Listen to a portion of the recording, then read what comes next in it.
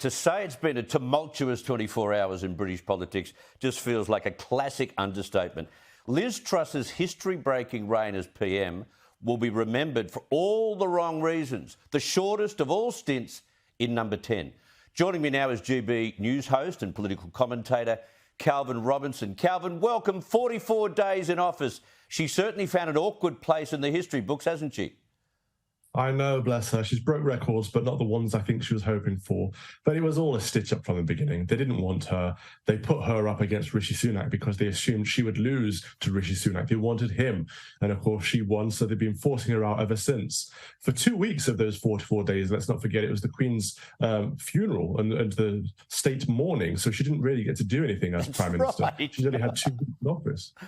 That's right. It was really only 34 days. Like, seriously. Yeah.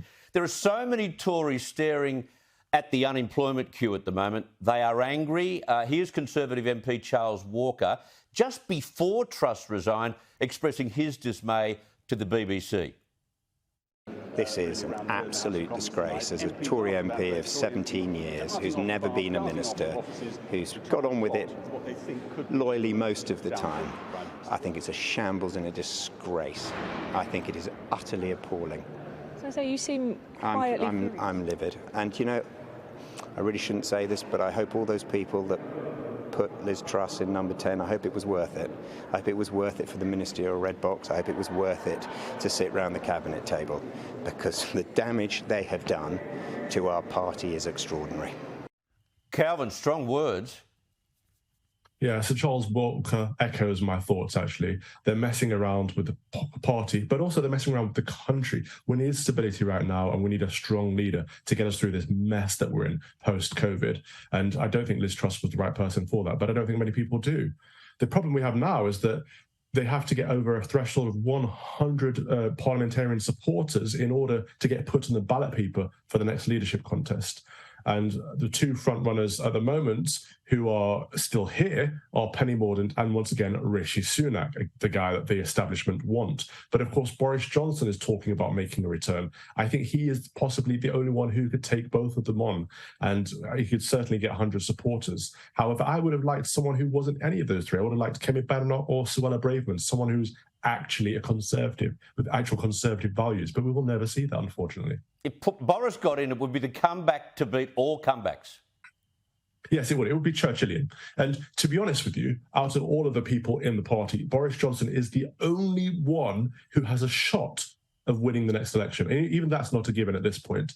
Any other person, including Rishi, the one they want, will lose at the next general election to Labour. And Labour are looking at a landslide majority at the moment. I don't think they'll get that. They'll probably get a slim majority. But Labour are on track to win because the Conservatives have thrown this, what was an 80-strong majority, it's currently about 62, I think, thrown it away. But Boris Johnson is the only person possible to win them in an election. So they would be wise to select him. But I personally think, actually, they should select someone else, and they should fail and they should lose because they do not any longer deserve to be in power. And I say that as a Conservative member. It's a great shame. The party needs to start from scratch. It needs destroying.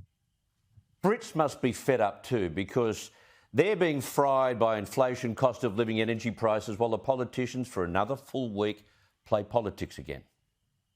Absolutely. And it's the backstabbing and the hypocrisy and the lying and the scheming and the conniving. It makes politics look like a dirty game. And right now we do have a cost of lockdown crisis because the government borrowed billions and billions, almost 400 billion pounds to get us out of the pandemic when, you know, you can argue that was never necessary in the first place, but we are paying as a result. And then we have the energy crisis as well on top of the Ukraine crisis that we're also paying for. Money is just being pilfered out of the UK left, right and centre, and normal folk can no longer afford to heat their homes. The choice is between heating and eating. And what is the government doing to help? They're fighting amongst themselves. It's a disgrace, utter disgrace. And the wigged lettuce didn't help Liz, did they? Or didn't it?